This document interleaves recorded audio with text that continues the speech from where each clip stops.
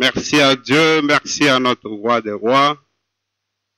Père, nous te bénissons, nous te louons parce que nous savons que tu es avec nous, tu ne nous as pas abandonnés. Je sais que tout ira bien pour la gloire de ton Saint-Nom. C'est pourquoi nous te disons merci.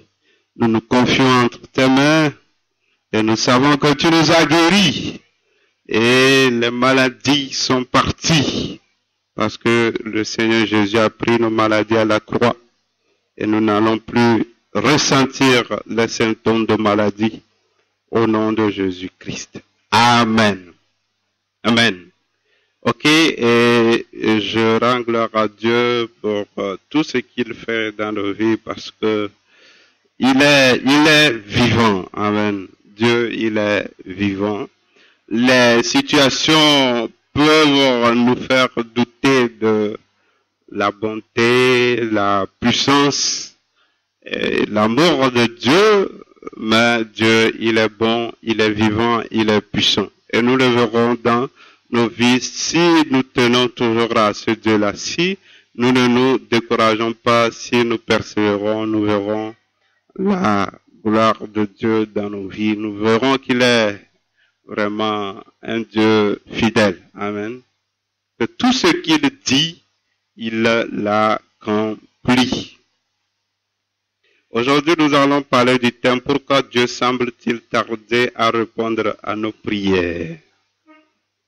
Et que faire pour que Dieu réponde à nos prières? Voilà. Il y a deux questions. Pourquoi Dieu semble-t-il tarder à répondre à nos prières? Et que faire pour que Dieu réponde à nos prières? Amen. Donc, le thème, c'est composé de deux parties. Dieu semble des fois tarder pour répondre à nos prières. Quand on dit Dieu semble tarder, cela veut dire que nous pensons que Dieu tarde à répondre aux prières. Parce que nous-mêmes, dans nos vies, nous voyons que nous prions, mais la réponse tarde à venir pour la plupart de nos sujets de prière. Ce qui nous fait dire des fois que Dieu tarde à répondre aux prières. Et j'entends les gens dire souvent que Dieu, lui, prend les escaliers et puis Satan, lui, prend l'ascenseur. Les gens osaient le dire, pourtant ce n'est pas biblique. Donc ils ont pris leur expérience pour l'appliquer à Dieu, que Dieu prend les escaliers, Satan prend l'ascenseur. Si Satan t'amène avec l'ascenseur en haut pour te faire descendre, est-ce que c'est les escaliers va prendre? Il va prendre l'ascenseur pour te faire descendre aussi? Amen. Ok. Alors, par rapport au thème, nous allons voir la première partie. Est-ce que Dieu, de par sa nature, tarde à répondre aux prières? Nous allons voir ça. On va essayer de voir, est-ce que Dieu, de par sa nature, c'est-à-dire que Dieu a sa nature. Vous voyez ça, on dit Dieu est puissant, Dieu est amour, Dieu est jaloux, beaucoup de choses. Il juge, il est juste. Maintenant, on va voir, est-ce qu'il a cet aspect de tarder.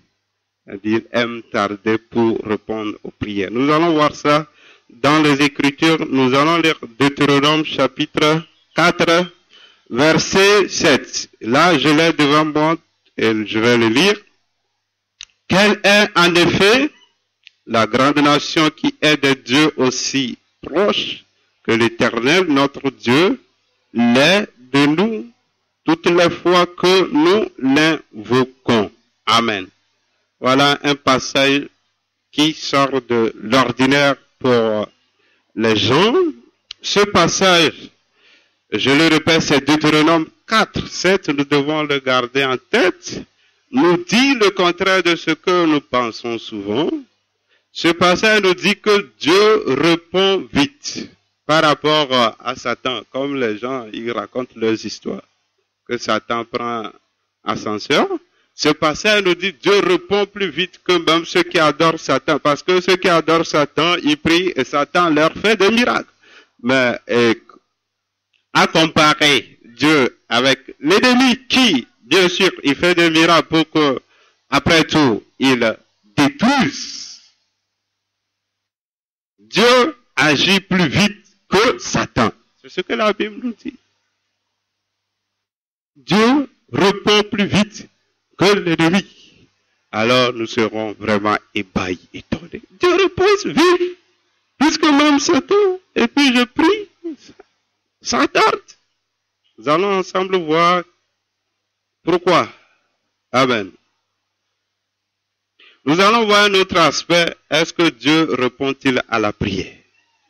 Ça, le nombre de passages qui en parlent, ou le nombre de personnes qui peuvent témoigner, on ne peut même pas compter. Ça c'est clair. Dieu répond à la prière, ou bien Dieu répond à la prière. Il y a un nombre pléthorique de passages bibliques qui nous disent que Dieu répond à la prière. C'est tellement beaucoup, c'est comme l'eau de la mer. Mais je vais prendre un seul passage, Matthieu chapitre 7, versets 7 à 11. Matthieu chapitre 7, versets 7 à 11. Il dit, demandez et l'on vous donnera, cherchez et vous trouverez, frappez et l'on vous ouvrira. Amen. Donc ici, c'est Dieu lui-même qui s'adresse à nous. Dieu nous dit de demander et lui, il va donner. Ensuite, il dit, car quiconque demande, reçoit. Vous voyez ce que Dieu nous dit. Celui qui demande, reçoit. Virgule. Celui qui cherche, trouve et l'on ouvre à celui qui frappe. Dans la suite, il dit, lequel de vous donnera une pierre à son fils s'il lui demande du pain? Ou s'il demande un poisson, lui donnera-t-il un serpent? Si donc méchant comme vous l'êtes, vous savez donner de bonnes choses à vos enfants, à combien plus forte raison votre Père qui est dans les cieux donnera-t-il de bonnes choses à ceux qui les lui demandent? Amen. Voilà ce que Jésus est en train de nous dire, Jésus qui connaît très bien le Père, qui est descendu du ciel pour nous montrer ce qu'est le Père. Ici, il nous révèle ce que Dieu le Père est, comment il est. Dieu, il est bon et Dieu veut répondre à la prière de ses enfants. Amen. Et Dieu est plus bon que ton papa qui pourvoit à tes besoins. Quand tu as besoin de quelque chose, tu dis, papa, je veux ça, il le fait parce qu'il t'aime, parce que c'est son fils. Il doit pourvoir à ses besoins. Mais attention, et ton papa est limité. Si ton papa est un pauvre, malgré que il t'aime, alors il y a certaines choses, il ne peut pas te donner. Mais Dieu, non seulement il est bon, mais il est riche, n'est-ce pas? Tout lui appartient et il peut nous donner toutes choses. Dieu est plus bon que l'homme. C'est ce que Jésus nous dit. Dieu est plus bon que ton père. Dieu t'aime même plus que ton père et ta mère, ou soit ton mari ou ta femme. Dieu t'aime plus que ces gens-là. Amen. Donc, si Dieu t'aime, il va vouloir te donner des choses. À moins qu'il n'en a pas. Mais il en a, donc Dieu va vouloir te donner tout. Voilà, nous avons répondu à ces deux questions. Et la réponse, elle est positive des deux côtés. Dieu tarde-t-il? Non, il ne tarde pas, il répond vite. Dieu aime-t-il répondre à la prière? Oui. Il répond. Plusieurs passages bibliques en parlent depuis l'Ancien Testament jusqu'au Nouveau Testament. Depuis le Tana jusqu'au Brit Hatasha. Il faut apprendre, quand je dis certaines choses, c'est pour vous amener à apprendre ces choses. Amen. Maintenant, on va voir où est le problème et quelle est la solution. C'est là, c'est maintenant même. Nous allons fouiller, voir. Vous allez vous rendre compte dans Matthieu 7, Jésus a dit quelque chose que les gens, on n'aperçoit pas vite. Il a dit demander, ensuite il a dit chercher. Il n'a pas dit demande seulement, il a dit aussi chercher. Alors nous allons chercher. Il est en train de dire que si tu demandes, tu ne reçois pas, cherche pour savoir quel est le problème. Ce n'est pas Dieu. Il y a un problème à ton niveau, cherche. Et si tu cherches, qu'est-ce qu'il dit? Tu vas trouver. Et quand tu trouves, tu frappes et on ouvre.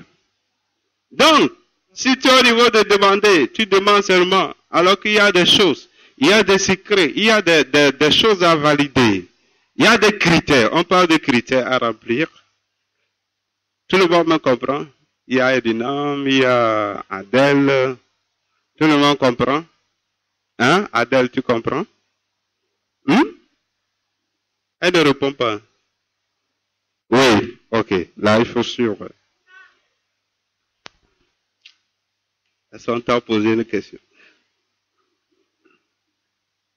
Amen. Donc, Jésus a dit de chercher et nous allons chercher. Pourquoi je prie? Je n'ai pas la réponse ou bien ça tarde. Des fois, je me décourage. Nous allons tous ensemble voir pourquoi. Alors, j'ai dit ici que si Dieu non seulement répond à la prière, mais aussi ne tarde pas à répondre aux prières. Et nous, particulièrement, dans notre vie, nous voyons qu'il y a beaucoup de prières que nous faisons. Dieu ne répond pas. Il y a des prières que nous faisons et Dieu tarde à répondre à ces prières. Nous allons nous poser la question pour savoir où est le problème. Et le problème n'est pas au niveau de Dieu, le problème est à notre niveau. Et si nous cherchons, comme je l'ai dit, Jésus a dit de chercher, il a su, Jésus sait que les gens demanderont, mais ils n'auront pas tous la réponse. C'est pourquoi il a dit, alors il faut entrer dans la recherche. Alors nous devons chercher pour voir quel est le problème. Qu'est-ce qui ne va pas? Dieu a dit, cherchez-moi et vous allez me trouver. Donc si tu ne cherches pas, tu restes là. Mon peuple périt faute de la connaissance, n'est-ce pas? Et nous allons souvent, beaucoup entre nous ici, on est chrétiens, depuis certains sont des chrétiens de naissance. Ce n'est pas un avantage quand même sur les autres. Ça peut être un avantage quand même. Amen. Beaucoup savent au moins quelques obstacles à l'exaucement. Le péché, Isaïe 59, c'est ça, non? La main de l'Éternel n'est pas courte pour répondre. Ce sont vos péchés. Beaucoup le connaissent. Aussi, il y a le fait de prier en dehors de la volonté de Dieu. Dieu ne répond pas. Alors mettez ça en tête. Peut-être certains ne le savent pas. Va prier, demande à Dieu ce qu'il ne veut pas. Tu vas prier toute ta vie, il ne te répondra jamais. Ah oui. Il y a des gens qui disent ce que tu veux, dis-le à Dieu, il va te donner. Vous avez appris ça dans quelle Bible? Ou bien c'est une nouvelle lecture de la Bible. Si c'était ça, les Africains seraient les plus riches aujourd'hui. Tous les Africains, bon peut-être la plupart devaient avoir leurs avions parce que ce que les gens demandent, ce n'est pas petit. Hein? Ou bien le monde serait détruit même si Dieu répondait à toutes les prières. Selon la volonté de l'homme, le monde serait détruit. Il y a des gens, ils prient. Pourquoi? Parce que ça ne va pas pour manger, c'est difficile. Mais ils passent toute leur vie à souffrir. Ce qu'il faut manger, il n'y a pas. Ça, on peut dire, bon, Dieu veut, mais pourquoi Dieu ne... Ça, c'est un autre cas. Mais il y a d'autres, ils demandent des choses en dehors de la volonté de Dieu. Dieu ne répond pas non plus. Dieu les laisse.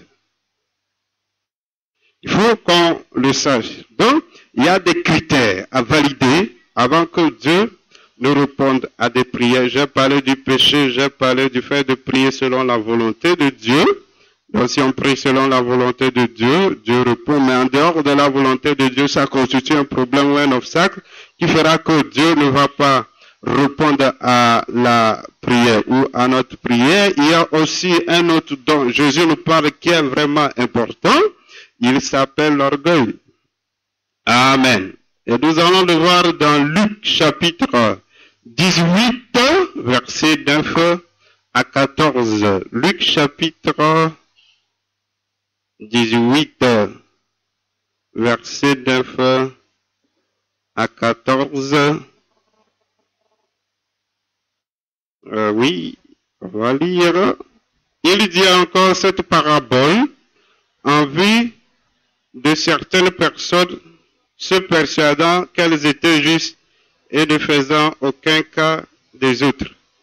Deux hommes montèrent au temple pour prier. L'un était pharisien et l'autre publicain. Le pharisien debout priait ainsi en lui-même. Ô Dieu, je te rends grâce de ce que je ne suis pas comme le reste des hommes qui sont ravisseurs, injustes, adultères ou même comme ce publicain. Je jeûne 2 fois la semaine, je donne la dîme de tous mes revenus. Le publicain se tenant à distance n'osait même pas lever les yeux au ciel, mais il se frappait la poitrine en disant, ô Dieu, sois apaisé envers moi qui suis un pécheur. Je vous le dis, celui-ci descendit dans sa maison justifié plutôt que l'autre, car quiconque se lève sera abaissé, et celui qui s'abaisse sera élevé. Amen. Donc ici, Jésus nous parle d'un autre obstacle à l'exaucement de la prière, qui est l'orgueil dans tous ses sens. Il a donné la parabole de deux personnes qui sont allées pour prier. Un était pharisien, un autre était publicain. C'est quoi le pharisien? Ça symbolise un adorateur de Dieu, quelqu'un qui connaît beaucoup Dieu, quelqu'un qui paie la dîme. Voilà, il paie la dîme et il fait quoi encore? Il jeûne, voilà, il est pieux. À côté de lui, il y a un autre qui il n'est pas sincère, c'est un pécheur. Il va à l'église même. Il ne se donne pas. Amen. Alors, ils sont allés pour prier. Le pharisien, celui qui jeûne et puis dans la dîme, il ne priait pas à haute voix dans son cœur. Jésus nous fait savoir certaines choses. C'est ça, pas des chrétiens hypocrites. C'est sûr que il disait même autre chose. Mais Dieu écoutait son cœur. C'est ça Jésus nous dit ici. Si vous voulez, on va lire. Il dit, le pharisien debout priait ainsi en lui-même. Vous voyez ça? Il allait pour prier. Il y avait un publicain à côté de lui. Il disait autre chose, mais son cœur disait autre chose sur le publicain. Il insultait le publicain, mais lui ne savait pas. Et Dieu écoutait quoi? Son cœur. Et non, ce qu'il dit. Peut-être il disait, oh Dieu, pardonne-moi mes péchés. Malgré que je suis pharisien, je pêche encore. Mais Dieu s'en fout. Parce que son cœur disait, ah, regarde-le là. C'est eux les voleurs du pays, les secteurs. Ils travaillent à la banque, Ecobank, c'est les secteurs. Les chrétiens, ils disent ça. Ici, ils voient quelqu'un en veste avec une belle voiture, il dit, ah, wow. Même s'il n'a pas parlé, il a dit ça dans son cœur. Tu accuses les gens dans ton cœur. Dieu voit. C'est ça le piège que Satan tend aux chrétiens. Pourquoi tu te lèves? Pourquoi tu penses que tu es? La Bible nous dit dans l'Hébreu que approchons-nous de quoi? Du trône de grâce. Ce n'est pas qu'on dit que c'est bon de pécher. Ne va pas devant Dieu en lui disant que tu as fait tel. Il ne te répondra pas. C'est ça. La Bible nous dit. Il dit tout est grâce. Si tu arrives à faire des choses, la capacité vient de Dieu. Ne compte pas sur ce que tu fais. C'est Dieu qui t'a donné les moyens. Si tu vas à Dieu, ne va pas devant Dieu en comptant sur ce que tu fais. Mais va en comptant sur la grâce de Dieu. Que ce que Dieu te fera, il ne le fera pas par le mérite, mais par grâce, parce que tu es son fils. Amen. Si ce n'est pas ça, tu vas prier, ça ne va pas marcher. Après tout, qu'est-ce que tu vas dire? Je ne suis pas mauvais. Et tu vas dire, je ne pêche pas. Si c'était le péché, mais pourquoi je prie? Dieu ne répond pas. Pourquoi je crie à Dieu? Lui, le gars jeûne 2 fois. jeûne 2 fois. Malgré ça, voilà, il a prié, ça n'a rien donné. Des choses que nous trouvons très petites peuvent constituer de grands obstacles pour nous. Amen. Voilà un autre obstacle. Je le trouve important, alors j'ai lu le passage. Il y a d'autres aussi. Tous les obstacles sont importants. Un autre obstacle, c'est le non-pardon. Amen. C'est le non-pardon. Cela veut dire, quand je ne pardonne pas, je crée problème à qui? À moi-même. Si je n'ai pas pardonné, si j'ai gardé rancune, je suis en train de me bloquer moi-même. Je suis en train de dire à Dieu, si je prie, ne me réponds pas. C'est ça. Marc chapitre 11, verset 25 à 26. Il dit, et lorsque vous êtes debout faisant votre prière, voilà. Si tu ouvres ta bouche, fais ta prière, qu'est-ce que Dieu dit? Et si vous avez quelque chose contre quelqu'un, si tu as un problème contre quelqu'un, pardonnez, afin que votre Père qui est dans les cieux vous pardonne aussi vos offenses. Mais si vous ne pardonnez pas, votre Père qui est dans les cieux ne vous pardonnera pas non plus vos offenses. Amen. Est-ce que tu es parfait? Non. Tu n'es pas parfait. Mais peut-être que tu es mieux que ce mauvais-là. Toi, tu ne commets pas assez de péchés, mais tu n'es pas parfait. Voilà que tu pries et que tu n'as pas pardonné. Alors, telles choses que tu appelles petits péchés, Dieu ne les pardonne pas et ça devient l'obstacle à l'exaucement. À cause de ça, Dieu ne te répond pas parce que tu ne pardonnes pas. Tu peux dire à Dieu, pardonne-moi que le sang me lave. Le sang ne fait rien quand quelqu'un ne pardonne pas. Tu appelles le sang de Jésus inutilement. Tu perds ton temps. Va jeûner, va prier, on les connaît, ils le font. Les gens sont là, ils prient contre les autres, ils prient contre les membres de famille.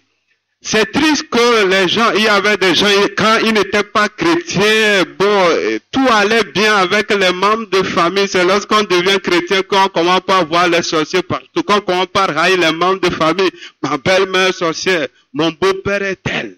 Ah, Satan aime ça, hein? Et il va te révéler que tout le monde est sorcier, sauf toi. Pourtant, c'est toi qui es sorcier. Toi, le chrétien. Parce que tu pries qui meurt, qui est sorcier. C'est toi. Vous pensez que le diable n'est pas sage? Traite, il est sage, il existe avant toi, il connaît tout. Il va te révéler que tel est ça, tel est ça. Il va créer en toi la haine, tout ça là. Il sait que c'est par ça, il va avoir la main mise sur toi. Il sait. Amen. On sait, il y a des méchants, tout ça là, mais n'en parlons pas, ne faisons pas de ça nos débats. Il est sorcier, ça le regarde. Bon, je peux l'aimer, je peux lui faire des cadeaux. Hein. Si je peux. Si je le vois, je le salue. Tout ça là, je ne veux pas.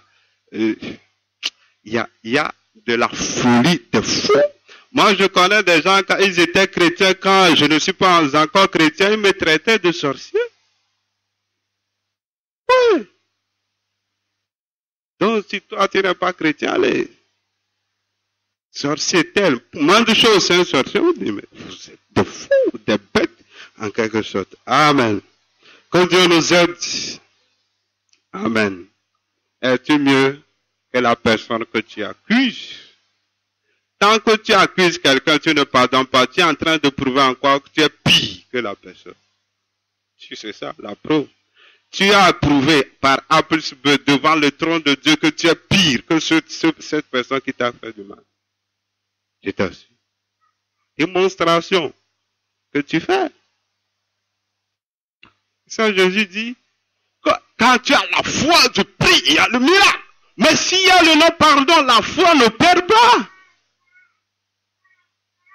Alors nous devons faire quoi? Nous devons faire une rétrospective, nous devons y réfléchir, nous devons y penser pour voir Comment faire? Est-ce que je suis dans ce cas? L'ennemi étant malin va pousser les gens à te créer des problèmes parce qu'il sait que lorsque tu vas les garder, c'est fini. Il va pousser les gens. Quelqu'un qui n'a même pas envie de t'insulter, Satan va le pousser. Ça, il te provoque. Il te tend les pièges. Et il faut connaître les stratégies du diable pour ne pas tomber dans son piège. Amen. Donc voilà, j'ai cité quelques obstacles. Aujourd'hui, je voudrais parler d'un obstacle que moi je pense qu'il est en tête de liste des obstacles. Il vient en premier. Hein? Tous là, ce sont des obstacles, mais il y a un là.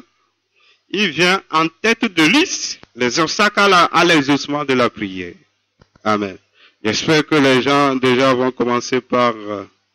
je ne sais pas comment le dire, par donner des réponses à nous-mêmes. C'est le manque de foi ou l'incrédulité. Il vient en tête de liste à l'exaucement. C'est le manque de foi et l'incrédulité. Et quand nous lisons la Bible, si tu lis la Bible, si ma soeur tu lis la Bible, lisez la Bible. Amen. Lisez la Bible. Je le dis, lisez la Bible. Vous me comprenez? Il y a des gens, ils ne lisent pas. Comment tu peux avancer? Lis la Bible. Il ne faut pas prendre ton temps devant autre chose de futilité. Aujourd'hui, il y a WhatsApp, il y a les matchs, on parle de Champions League, c'est tout ça là. Des gens sont devenus, j'ai dit, mais l'Africain là, qui va venir former un Africain pour qu'il devienne ça? Les gens sont au bord de la route, ils passent 2-3 heures à regarder les matchs. Quand les autres sont des génies, ils inventent les choses, vous êtes là à regarder, comment vous pouvez évoluer? Si vous n'êtes pas des bêtes, vous allez prier pour évoluer? Je vois ça, des fois ça me fait mal. Comment on peut former de telles gens? Comment? Ils sont comme des bateaux au bord de la route. Il y a des élèves parmi eux. C'est triste. Il y a des chrétiens parmi eux, des chrétiens qui discutent des matchs. C'est pas l'idolâtrie, ça. Vous discutez de quoi? Des stars, Adebayo, quoi, les Ronaldinho, les chrétiens qui en parlent. Mais ils ne lisent pas la Bible. Ils discutent des gens qui font les feuilletons là, les stars des feuilletons. Satan vous a eu, c'est tout. L'âme, c'est ton âme qui a pris le dessus parce que c'est les passions, tu es content dans ça et c'est ça qui te rend misérable. Tu n'avanceras jamais. Tu peux beau prier, jeûner. Je t'assure. Tu peux beau prier, faire tout. Tu as déjà déclaré ta défaite. Tu l'as déclaré. Parce qu'il n'y a pas le temps. Amen. Et en réalité, on ne fait pas assez. Il y a à prier. Il y a le travail. Tu te dis que bon, je n'ai rien à faire, je vais m'amuser autre. Mais quel passage biblique as-tu lu? Quelle méditation as-tu faite? Qu'est-ce que tu as fait pour Dieu? Après que tu as fini tes occupations et que tu as tellement le temps pour te donner à tout cela. À tout cela. Nous sommes dans un monde où chacun veut évoluer. Si certains se donnent, vous pensez que c'est pour rien. Certains, quand ils se lèvent, ils inventent des choses, les feuilletons, quelle série. Qu'est-ce qu'ils font avant de faire un feuilleton? On fait des calculs, on fait le sondage pour voir quels sont les gens qui peuvent les monter. Ah, il y a les Africains. Ok, envoyons-les. Ça, même si c'est gratuit, prenons-leur le temps pour qu'ils soient pauvres nous en avant. Les Chinois, les Indiens, ils le font. Vous rentrez dedans. C'est triste. La Bible est là, Dieu, c'est les Blancs qui ont amené même l'évangile pour nous aider à sortir de ça, mais nous refusons. Nous refusons. Amen. Qu'allons-nous faire? Les gens vont à l'école ne les change pas. L'école n'a pas changé les gens. Qui va les changer? C'est Dieu, c'est la Bible. Ah oui, c'est ça. Qui va les changer?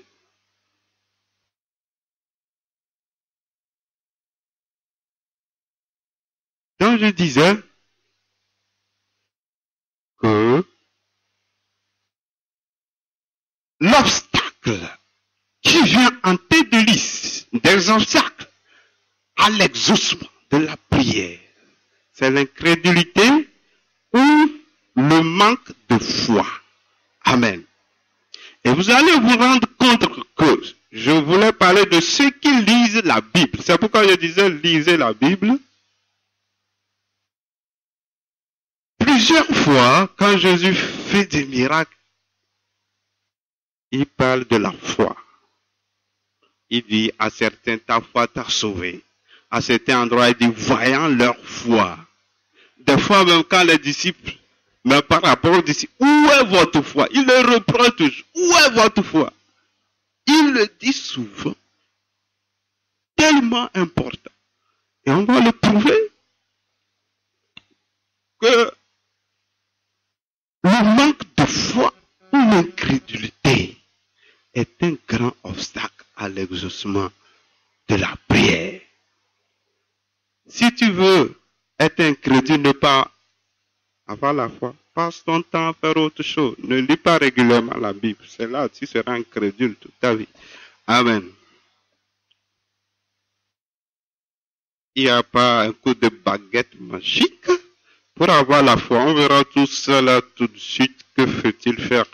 Maintenant, si Dieu sait que c'est lorsque nous aurons la foi que nous pourrons obtenir la réponse à nos prières. Dieu le sait. Et Dieu, il en parle dans plusieurs endroits. Et nous allons le trouver, nous allons lire Matthieu chapitre 17, verset 20.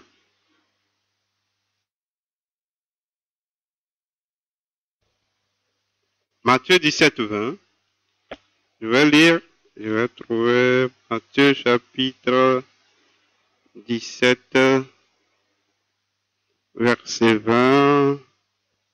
Il dit, c'est à cause de votre incrédulité, leur dit Jésus.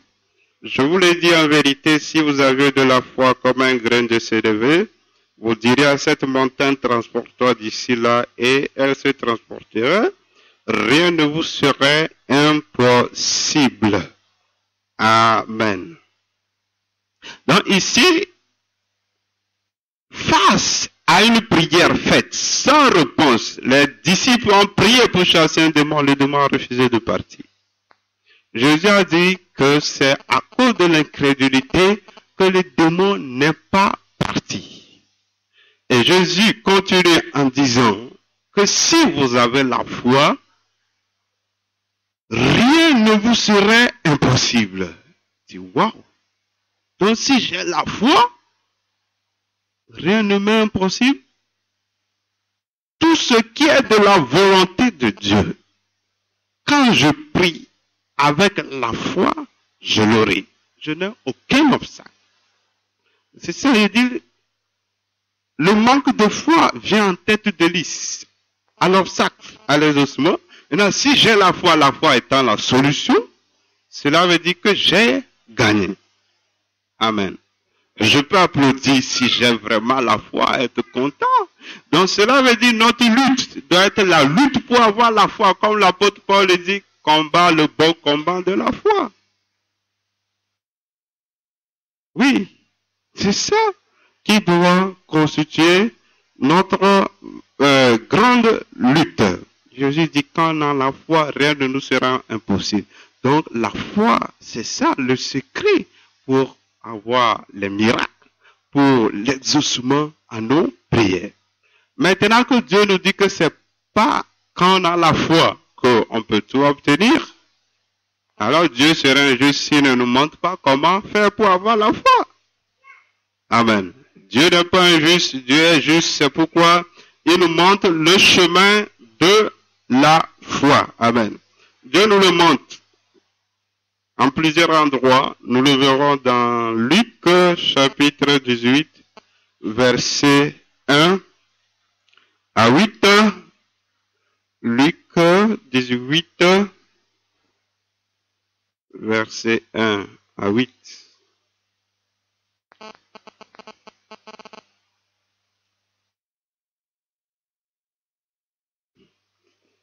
Jésus leur adressa une parabole pour montrer qu'il faut toujours prier et ne point se relâcher.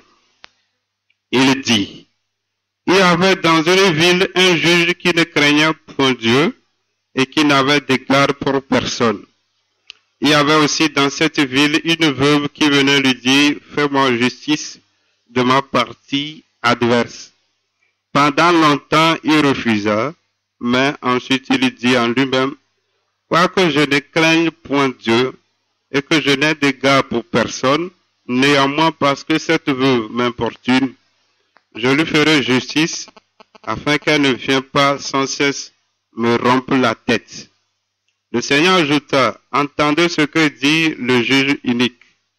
Et Dieu ne fera-t-il pas justice à ces élus qui crient à lui jour et nuit? Et tardera-t-il à leur égard? Je vous le dis, il leur fera promptement justice. Mais quand le Fils de l'homme viendra, trouvera-t-il la foi sur la terre? Amen. Voilà la parabole que Jésus a dit. Et le début de la lecture nous dit que Jésus a donné cette parabole pour montrer qu'il faut prier sans se relâcher, n'est-ce pas? Et la parabole nous parle d'un homme, c'est un juge unique. Quand on dit une personne unique, unique vient de iniquité, c'est le péché à un niveau élevé. Amen. Donc, c'était un juge mauvais, méchant. Il ne respecte personne. Il ne craint pas Dieu. Il s'en fout de faire du bien à un homme. Et la veuve, c'est une personne faible de la société. Et elle avait une affaire. Elle venait chez le juge pour dire, rends-moi justice. Le juge dit non, il ne veut pas. Je n'ai pas ton temps. Je n'ai pas ton temps. Je n'ai pas ton temps. 20 ans. La femme l'importunait. La femme l'importunait. La femme l'importunait chaque fois. Après tout, le juge a dit, moi je ne crains personne, je ne crains pas Dieu, je m'en fous. Si c'est moi-même, je ne vais pas lui rendre justice. Mais la femme là me dérange. Je suis obligé de lui rendre justice, sinon elle va me rompre la tête. Amen. Il faut que je lui rende justice pour que je sois libre, pour que je sois tranquille. Pour qu'elle me laisse tranquille. Je risque de mourir à cause de cette femme veuve. Amen. Et Jésus dit, entendez-vous ce que dit ce juge unique? Oui. Jésus dit, entendez-vous ce que dit ce juge-là, ce mauvais-là? Vous écoutez? Il me pose la question, vous écoutez ce qu'il dit? Il dit de réfléchir à ce qu'il dit et de penser à nous-mêmes. Qu'une personne comme ça qui n'a jamais envie de faire quelque chose est obligée de le faire. À cause de quoi? Parce qu'on l'importune. Et là, il nous dit, il faut saisir l'occasion vous-même. Amen. Et Jésus dit, si une telle personne fait ça, quant à Dieu, qui est bon, amen, qui est bon, si ces élus crient à lui, nuit de jour, les élus qui crient à Dieu, nuit de jour, est-ce que Dieu va tarder à leur faire justice? Est-ce que Dieu va tarder à répondre? Jésus dit non, Dieu ne tardera pas. Dieu leur répondra promptement. Amen. Dieu répondra promptement.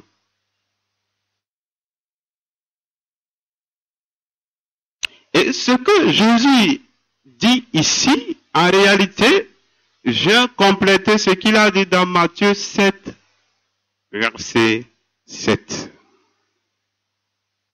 Parce que là, il a dit demander. Mais j'avais parlé il a dit aussi chercher. Peut-être on n'a pas compris. Il dit maintenant, vous allez comprendre. Parce que quand j'ai dit demander, vous allez recevoir. Les gens vont dire, bravo, je vais demander et je vais recevoir. Les gens demandent une fois, deux fois, sans réponse, ils disent, bon, à quoi ça sert de continuer par demander? Ce que Jésus a dit ne marche pas. Et l'on se demande des fois, est-ce que la Bible est vraie? Est-ce que Dieu est vrai? Voici ce qu'on dit. Si j'ai un problème de dire à Dieu, il va me répondre. Je dis, il ne répond pas. Pourquoi continuer? Et Satan va venir aussi parler. Satan va faire réunion avec toi. Il va discuter avec toi. Pourquoi tu te gênes? Laisse l'église même. C'est quoi ça? Il ne faut pas aller perdre ton temps avec ces gens-là. Mais dans Luc 1, verset 1, et dans Luc 18, verset 1 à 8, Jésus nous dit que là, je vais vous faire savoir une chose.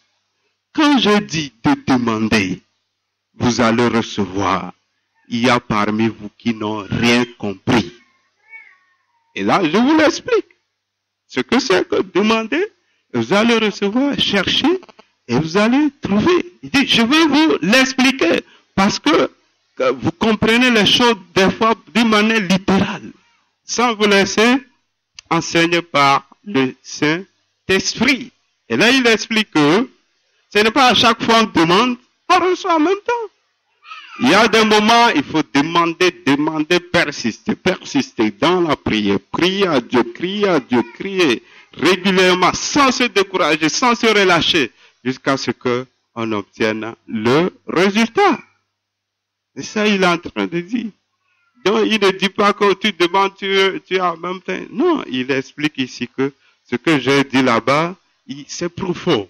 On peut avoir en même temps, mais on peut aussi prier, persister jusqu'à ce que Dieu puisse répondre.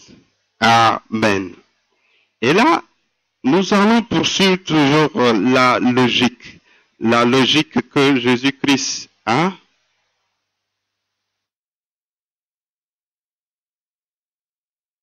On va se demander pourquoi Dieu ne répond pas en même temps pour certaines choses. Qu'est-ce qu'il y a? Tu n'as pas péché, c'est sa volonté, mais il ne veut pas répondre sur le champ. Pourtant, il répond vite. Pourquoi maintenant? Lui qui est un Dieu qui répond vite, au lieu de répondre vite, il ne répond pas vite, il se tait. Pourquoi? La réponse nous est donnée dans le verset 8. Nous allons le relire. On va le relire, on va comprendre. Il dit, je vous le dis, il leur fera promptement justice. Mais quand le Fils de l'homme viendra, trouvera-t-il la foi sur la terre? Amen. Il dit, je vais même expliquer, il dit que ceux qui crient à Dieu nuit et jour, Dieu ne va pas tarder à leur répondre. Maintenant, il dit, quand le Fils de l'homme viendra, est-ce qu'il va trouver la foi sur la terre?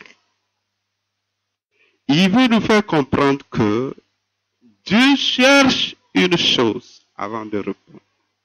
Dieu cherche une chose chez l'homme pour être son ami, pour avoir réponse à ses prières. Dieu cherche une chose. Cette chose s'appelle la foi.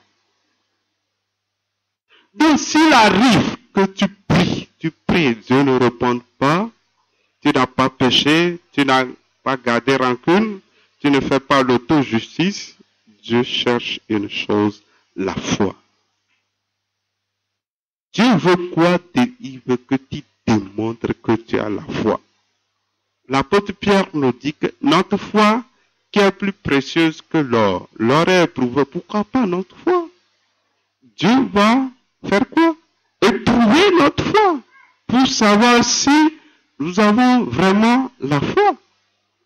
Et lorsqu'il voit la foi, c'est fini. Il a dit, tout ce que vous demanderez par la foi, vous l'aurez, n'est-ce pas? Mais il voit que tu pries.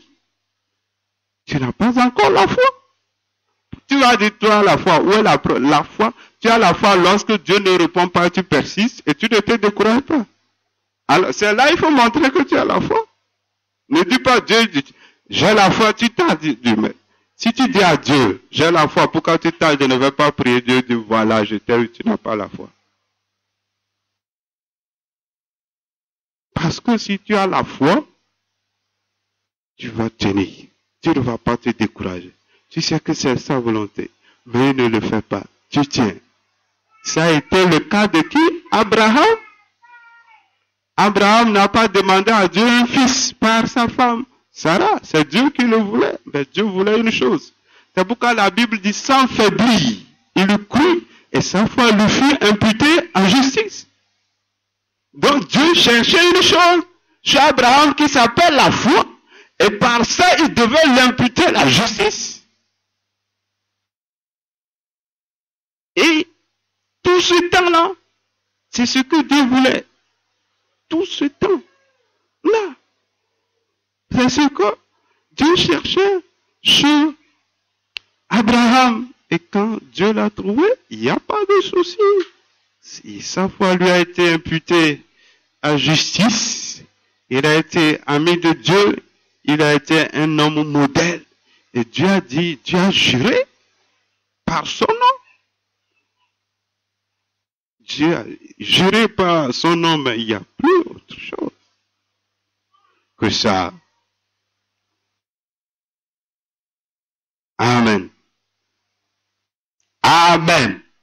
Alors nous allons voir l'importance de la foi. On la voit lorsque quoi? Ça ne va pas. Dieu ne répond pas. Mais tu y tiens. Tu continues pas à aller à l'église normalement. Tu continues pas à prier. Tu persévères. C'est là Dieu va voir ta foi. C'est là Dieu veut faire grandir ta foi. Pour obtenir certaines choses. Parce il y a certaines choses pour les avoir, il faut avoir un niveau de foi élevé. Maintenant, peut-être, je peux donner un exemple. Dieu veut que demain tu demandes 50 millions. Aujourd'hui, tu peux demander 50 000, il te donne. Ton niveau de foi est à 50 000. Il te donne. Dieu veut que tu arrives à 50 millions. Il veut que ta foi atteigne là-bas. Qu'est-ce qu'il va faire? Quand tu vas demander 50 000, il ne va plus te donner. Oui. Ta foi te permet de l'obtenir.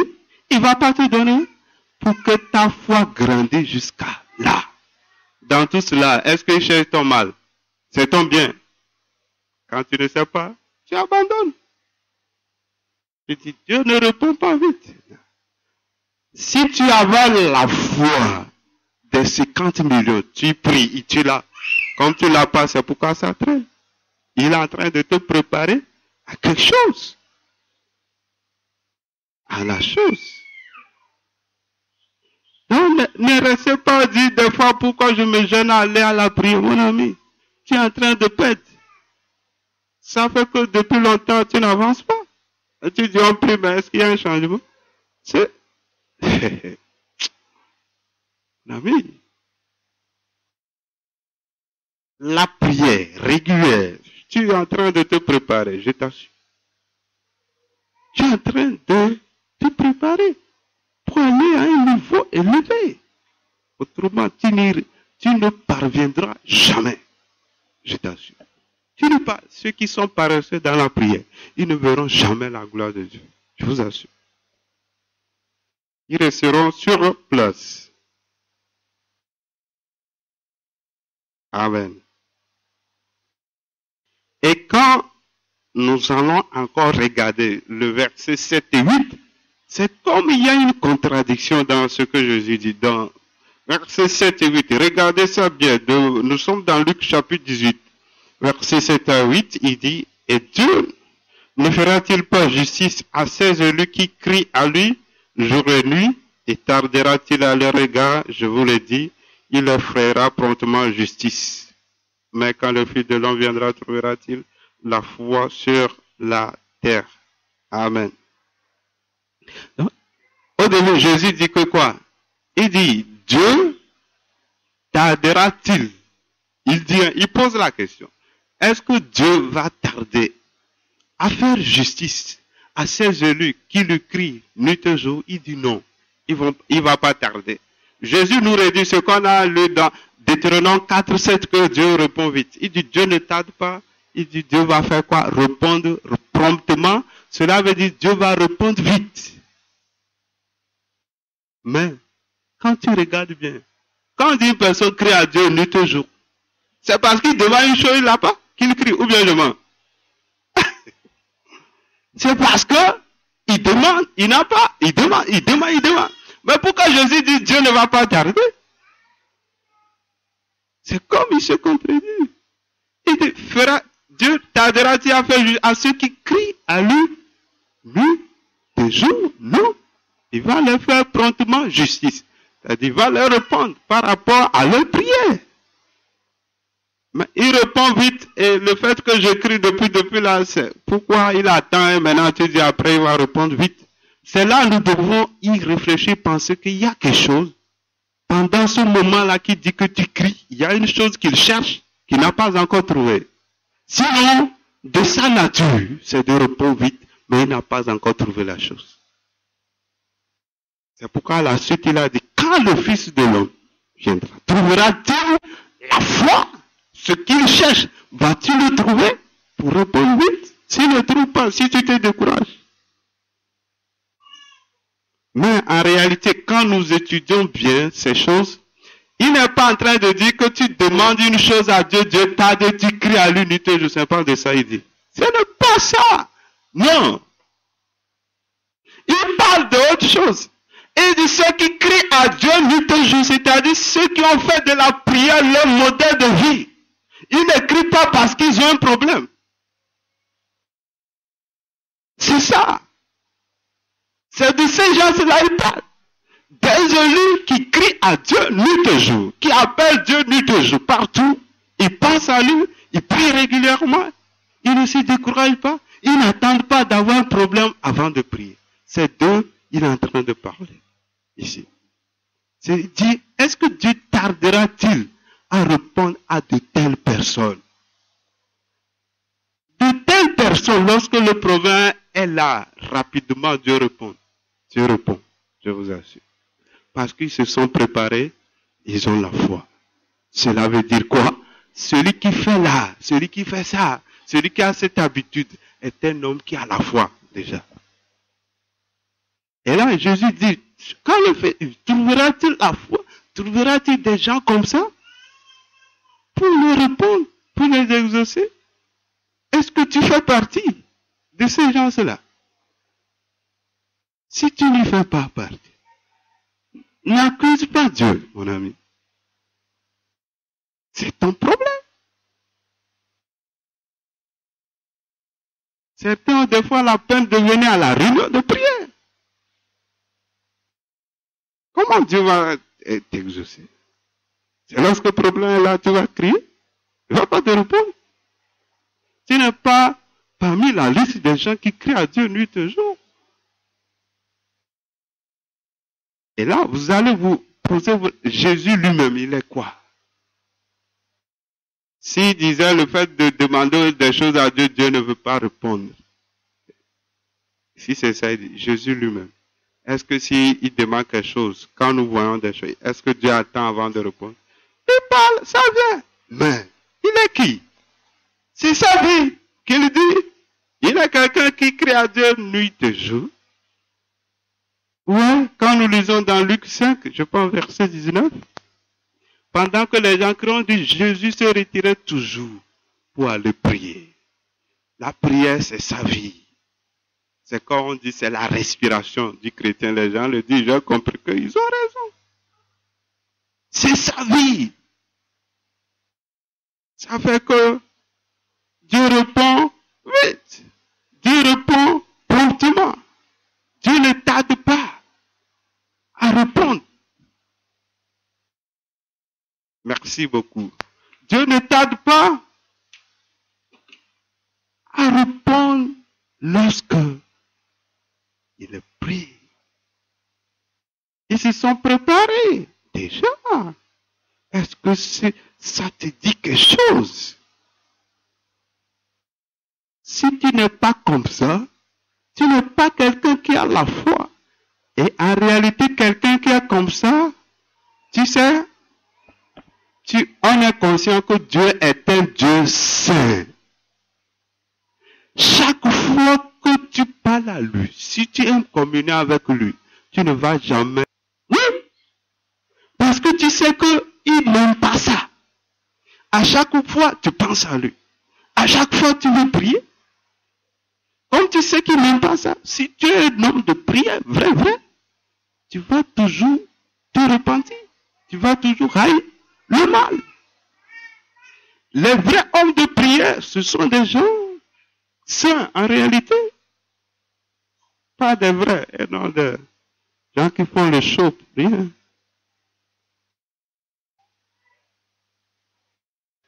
Si tu es un homme conscient, tu aimes le péché.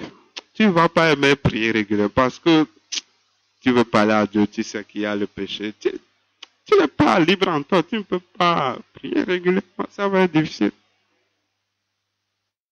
Mais si tu détestes le péché, tout ça là, c'est très facile pour toi de prier, de persister dans la prière. Amen. Est-ce que cela dit quelque chose à quelqu'un? Est-ce que quelqu'un prend la décision aujourd'hui de changer pour voir comment Dieu est bon, comment Dieu reprend la prière? Et là, tu seras content de ce Dieu-là. Tu seras fier de ce Dieu-là. Et quand nous allons lire le dernier passage, c'est un peu long, nous allons voir que là-bas, Jésus disait presque la même chose.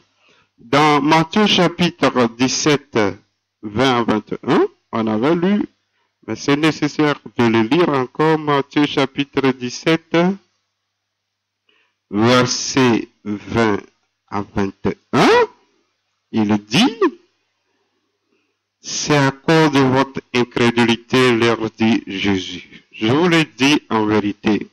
Si vous avez de la foi comme un grain de sénévé, vous direz à cette montagne, transporte-toi d'ici là, et elle se transporterait. Rien ne vous serait impossible. Mais cette sorte de demande ne soit que par la prière et par le jeûne. Amen. Nous sommes ici dans la situation où les disciples n'ont pas pu chasser un démon. Et quand ils ont demandé, je pense qu'ils ont posé la question à Jésus. Voilà, ils ont posé la question et Jésus a répondu. Lorsqu'ils ont posé la question à Jésus, pourquoi nous n'avons pas pu chasser les démons? Ils chassaient certains démons quand même. Mais celui-ci a dit non.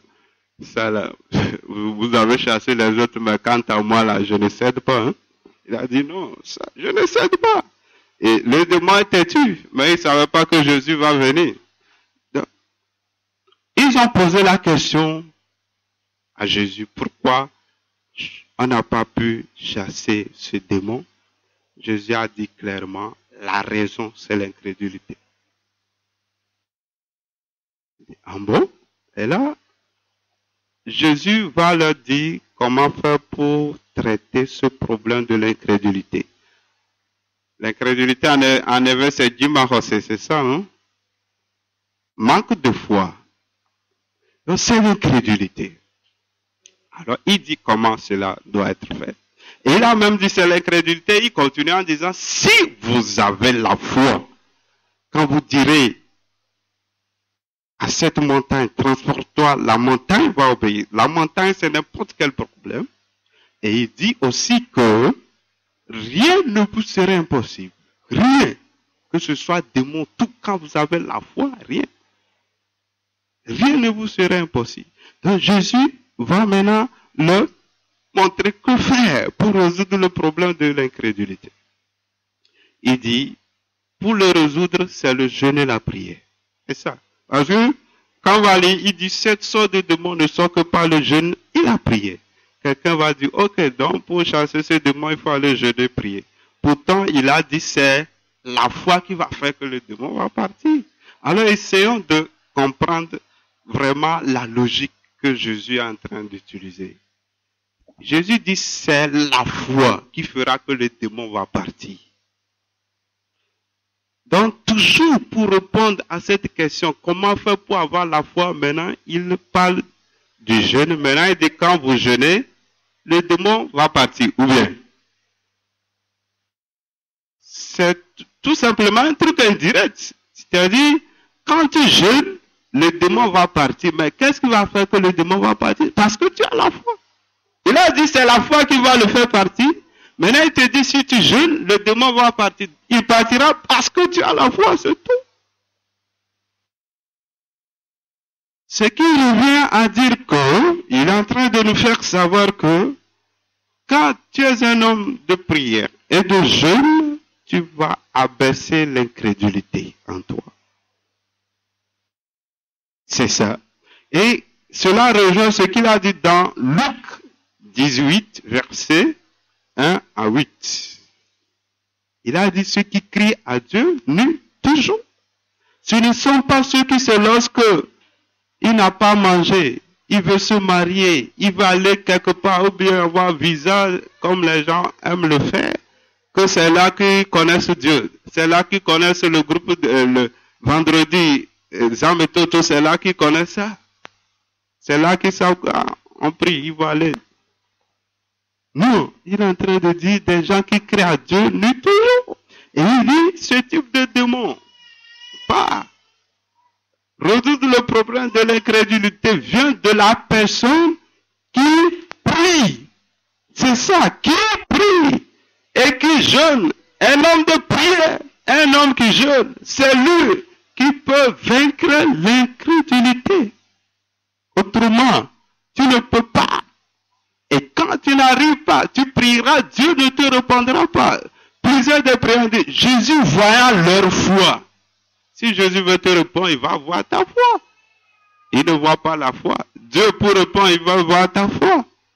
Pour chasser les démons, c'est Dieu qui devait agir. C'est la puissance de Dieu, l'Esprit de Dieu ou Dieu lui-même, je ne sais pas. Ne voyait pas la foi.